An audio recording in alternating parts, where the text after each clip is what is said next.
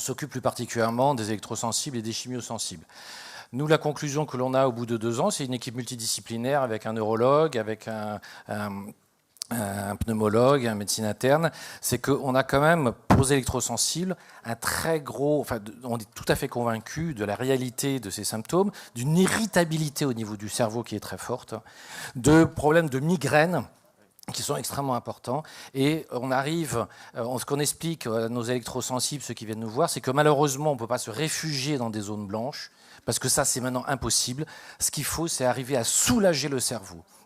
Et on soulage le cerveau pendant la crise et entre les crises avec des triptans, du nocertone, des bêta-bloquants. Donc on arrive malgré tout à améliorer, les gens reviennent. En ce qui concerne la chimiosensibilité, c'est plus compliqué, mais ce qu'il faut arriver, c'est avoir effectivement des comportements d'évitement, mais parfois c'est très très compliqué quand effectivement on fait des réactions au parfum. Mais je crois que cette histoire cérébrale est tout à fait fondamentale.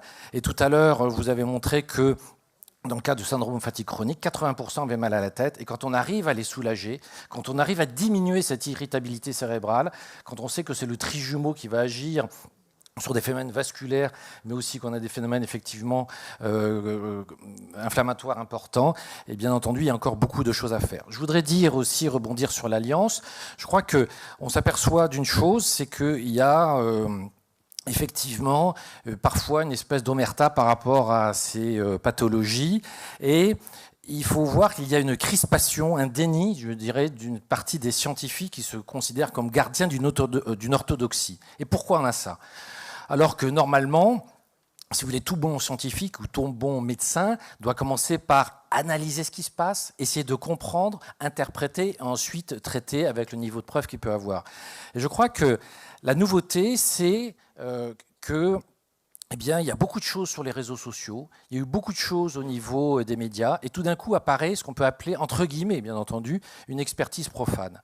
Et là-dessus, bien entendu, c'est aux scientifiques à, je veux dire, accompagner cette expertise profane. Par exemple, sur la fibromyalgie, dans le dernier congrès de neurologie qui a eu lieu aux États-Unis, on a bien expliqué qu'il y avait un substrat par rapport à des polynévrites qui échappaient à tout un tas d'examens, dont l'électromyogramme. Et ils l'ont fait comment ? Sur tout simplement des biopsies de peau qui étaient très intéressantes. Donc, on doit accompagner ça.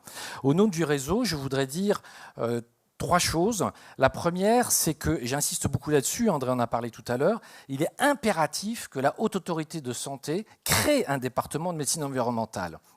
Sur la médecine environnementale, on a plusieurs éléments. Bien sûr, on a les éléments infectieux dont on a parlé. Ensuite, on a une aggravation d'un certain nombre de pathologies, de diabète, de cancer, d'infertilité, d'allergie dont vous avez parlé tout à l'heure. Et puis, des maladies totalement nouvelles, entre guillemets, que sont le HS et bien entendu la chimiosensibilité qui ressemble un peu aux allergies, même si ce n'est pas, bien entendu, médié de la même manière. Ça, c'est le premier point. Le deuxième point, c'est qu'il faut aussi absolument que la loi de santé publique intègre la santé environnementale, comme l'a dit Jean-Louis Roumégas. Et là, je pense qu'il faut faire pression sur nos députés. On a un certain nombre de députés qui sont sensibles à ce genre, à cette problématique-là. Donc il faut absolument enfoncer le clou. Et ensuite, en ce qui concerne la formation des médecins, c'est quelque chose de, bien entendu, compliqué. Mais à partir du moment où, au niveau de l'HAS, on a un département de la Haute Autorité de Santé de santé environnementale qui tiennent la route, à partir du moment où, au niveau du ministère, on intègre cette notion de santé environnementale, et la porte est presque ouverte, puisque avec André et Madeleine, on avait été reçus par le conseiller santé de l'Élysée un peu sur ces problèmes-là, mais il faut arriver à amplifier la chose. Pour les médecins, il faut arriver d'abord à les sensibiliser. Il y a 2 catégories qu'il est urgent de sensibiliser. C'est d'abord les médecins du travail, c'est quelque chose qui est tout à fait fondamental. On a une souffrance absolument inimaginable. Et au niveau des médecins du travail, tant que vous n'êtes pas dans une case, ils ne veulent pas en sortir. Vous n'êtes pas dans une case, donc eh bien, ça n'existe pas, ou effectivement, avec mépris, ils vous disent que c'est psychosomatique. Et la deuxième chose, ce qui est tout à fait fondamental aussi, c'est au niveau des obstétriciens. Tout se joue à partir de la conception, pendant la grossesse et dans les premières années de la vie. Donc ça, c'est quelque chose qui est tout à fait fondamental. Je pense que les choses évoluent. Tout à l'heure, on a évoqué les RQTH et puis ça commence à être reconnu malgré tout, les MDPH aussi, petit à petit. Donc il faut qu'on ait une amplification dans ce domaine-là. Donc je crois qu'il faut arriver à surmonter un petit peu tout ça. il faut arriver, il y a des leviers institutionnels qui sont importants et le réseau va s'y employer avec toute sa force et sa conviction.